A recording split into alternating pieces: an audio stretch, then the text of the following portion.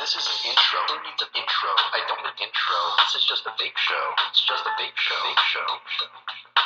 This is an intro. Who needs an intro? I don't need an intro. This is just a vape show. It's just a vape show. Vape show.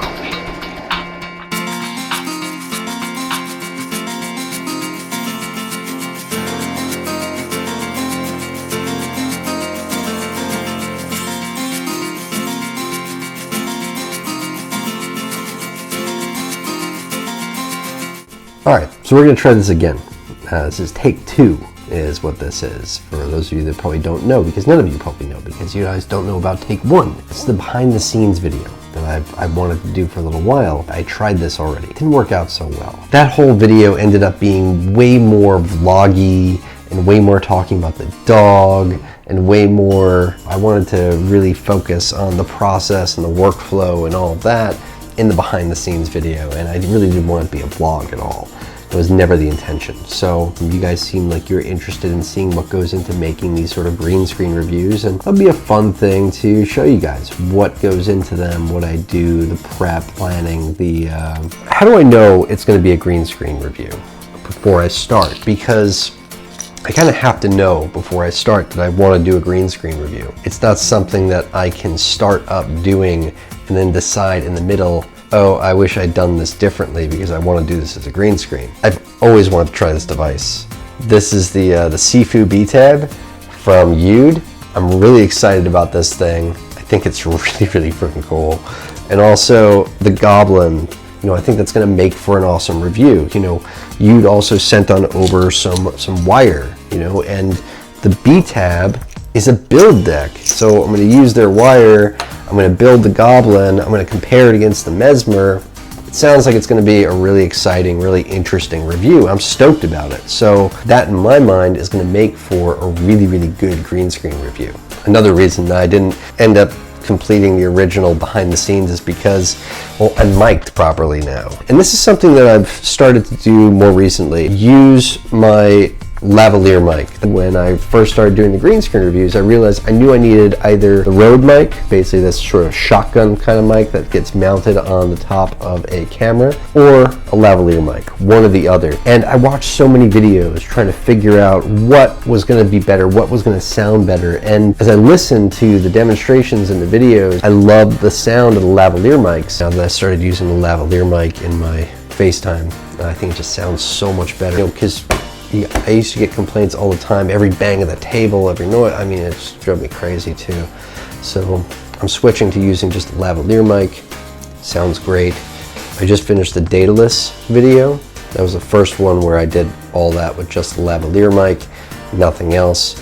Sounds great. I'm so happy with it. What I'm filming on right now is my phone. I hate filming on my phone because I think it looks like shit in comparison to working with my camera.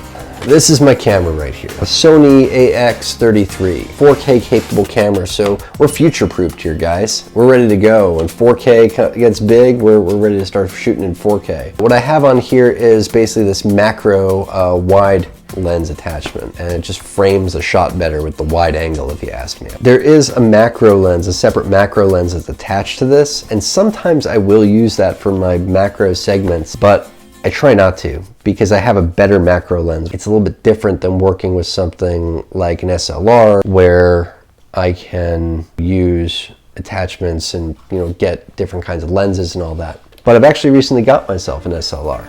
Yeah, this is the new SLR, just a starter. Got a kit lens on here. Kit lens is pretty sweet. It's got like the stabilization thing. It's a shorter lens, so it doesn't really need the stabilization, whereas the bigger lens it came with does, if you ask me. I thought the green screen reviews would look a lot better if I used still photographs for my backgrounds as opposed to video. So that's what we're gonna be shooting with today. We're gonna be shooting with the Sony. We might do a little still photography with the Nikon. Lights are these guys right here. I usually keep them turned down pretty low. They're fully adjustable, full LED, barn doors on them. Love the barn doors. Comes in real handy for certain shots. And there's another one on the far end of the room over there.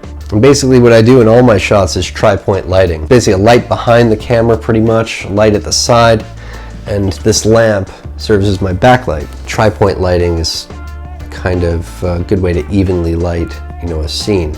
You know, if you notice some of my older videos, I actually only used like one lamp That was it. And, you know, one half of my face was always black, and you know, the lighting was terrible in some of my earlier videos.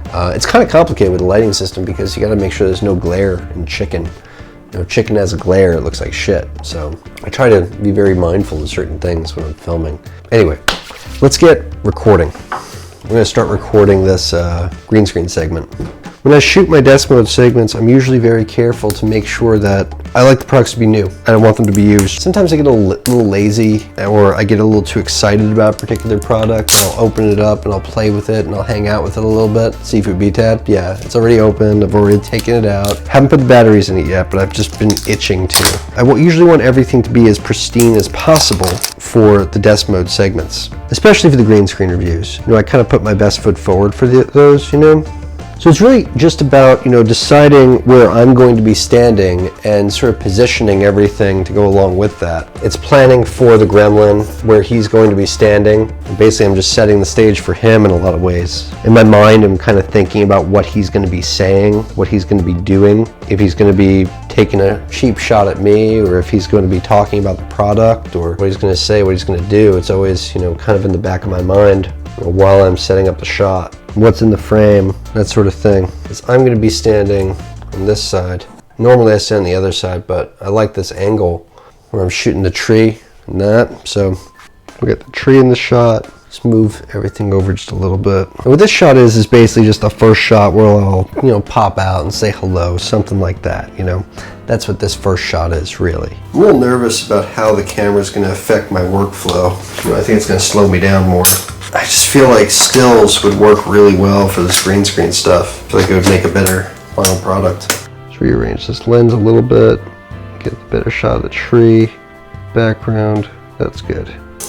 So now I'd have myself, you know, standing like right here next to the device. The lighting's looking good here, there's no glare on the box. You know, I don't want the box to have too much of a glare, but I want it to be well lit. Like the seafood is coming out, and I want that to pop, you know. Might even turn up the light a little bit here.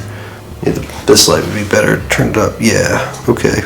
Get a shot of the Ude on the side a little better. Yeah, there we go. It's all about just playing with the light, playing with the shot, you know?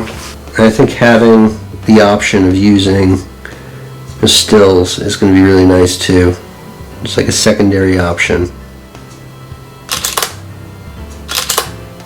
Sometimes what I'll do is I'll place some things, like boxes in the background, and that can, you know, balance the shot a bit better. I'm going to be standing like right here. These guys are going to be behind me. You know, I like that sort of, you know, playing with layers to the shot, background, foreground, you know. I like the line, like right here, that line to the table. I like that. I like that angle. A lot of the FaceTime review, what I'm doing is I'm basically going through everything that I did in the up close, and then I sort of interlace that with, you know, up close time, and I sort of interlace that with, you know, footage that I'm going to shoot in a little while with the green screen. How do I do that? What am I doing there? Well, for starters, I am using my phone as my microphone right now.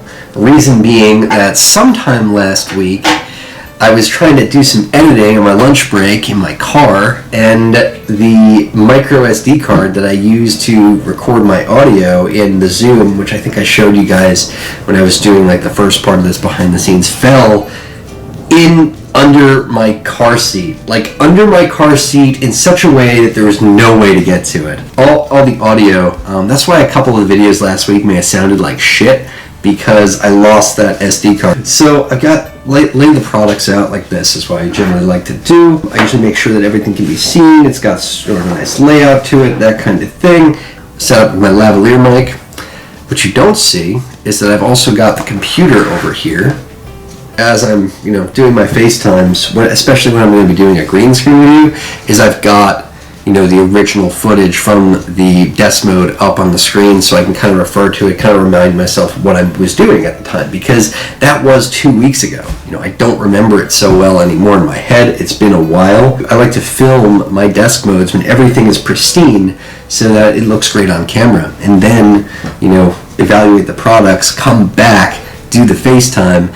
And the thing about doing the green screens is I have to have the FaceTime done first, so that I can edit the FaceTime video and figure out where I'm going to put the green screen segments. Otherwise, it's like I'm spinning my wheels. So I have to have the FaceTime done and edited before I start the green screen segments, or else it just takes me way longer to finish. It's a bit of a process with the green screens. So I've got all the files in Final Cut I have in here, okay, on this 4 terabyte RAID 0 drive, which is incredibly stupid. You should never work in RAID 0. Anyone who's ever studied computer science is shaking their heads at me right now because, yeah, it's going to be striping and it's going to provide a faster read and write speeds to the drive, which makes editing video really nice if you ask me, but it's very dangerous using a drive like this because if one drive fails, they both fail. It's a matter of time before any computer drive fails, right? Well, this doubles the chances of them failing, is the thing. So here's our Ude video, and I've got a blank project that I've set up in Final Cut. And you know, those of you that know what Final Cut is and how to use it, you might have some use for this. You might understand a little bit about what I'm doing and how I've organized all this. Basically, this is all of files that I'm working with on my Seagate drive. That's what this is. I've got my own library on my Seagate drive, and basically this is my whole Final Cut library lives over here. The way I've sort of organized my library is 01 is the code that I use for, you know, a video that's finished and just needs to be edited. I have all the files I need to make it, and it just needs to be edited up. So I've actually finished these 3 recently, so I'm just going to delete them. And now I've got a bunch of other projects that you can see that I've been working on, I'm still working on, that I still might need to refer back to. Mix 80, and I'll title this number 20. Now, I'm not actually working on 20 different projects. There have been 20 at some point. You notice that these are not all chronological necessarily. There's some gaps where I've finished some things, but it's just, you know, a way for me to keep organized numerically sometimes. Syncing up the audio in the FaceTime.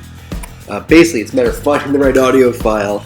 In this case, it's a little bit harder because there's so many more audio files and video files than I'd normally have because I'm filming, you know, behind the scenes to go along with it. But essentially, would be a lot easier. I usually have the same amount of audio files as I do video files, and it makes it easy to pair everything together.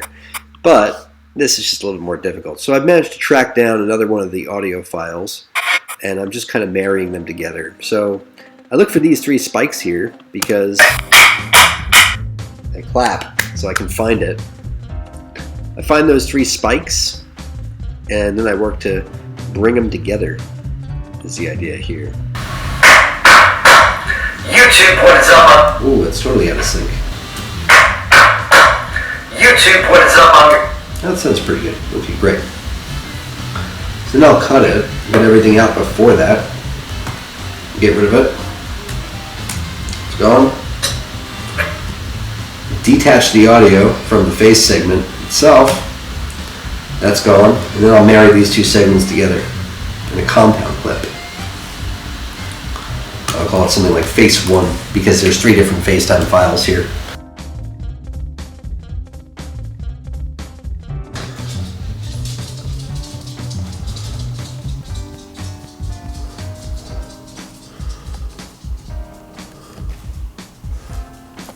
So the thing about doing green screen videos is you pretty much want no shadows behind you. You pretty much want the back of your green screen as evenly lit as possible. That's about all there is to it. Well, YouTube, today we're taking a look at the... I need to fix the frame rate. It needs to be in 60. 60p. That is less problem with moving around a bit. Okay.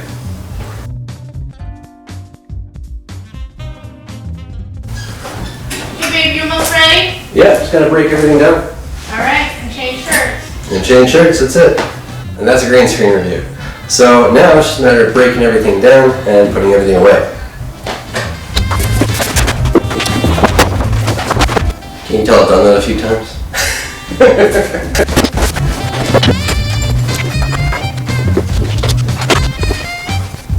And from here, it's just a matter of editing it all together.